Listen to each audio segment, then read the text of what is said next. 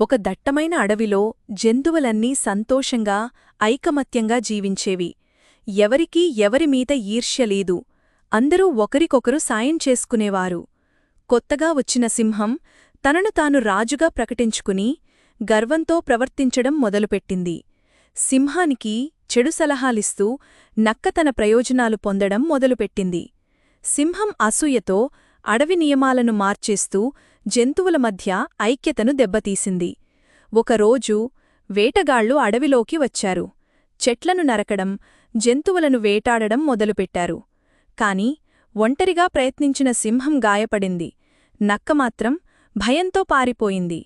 అప్పుడే జంతువులు తమ తప్పును గ్రహించి ఒకటై పోరాడాలని నిర్ణయించుకున్నాయి. జంతువులన్నీ కలసి ఒక ప్రణాళిక వేసి ధైర్యంగా వేటగాళ్లను ఎదుర్కొన్నాయి. ఐక్య పోరాటానికి భయపడి వేటగాళ్లు పారిపోయారు. అడవి మళ్లీ సంతోషంగా మారింది. సింహం తన తప్పు తెలుసుకొని జంతువులందరికీ క్షమాపణ చెప్పింది. ఐకమత్యమే మహాబలం. గర్వం పతనానికి దారితీస్తుంది. అందరం కలిసి ఉంటేనే ఎలాంటి ఆపడనైనా ఎదుర్కోగలం.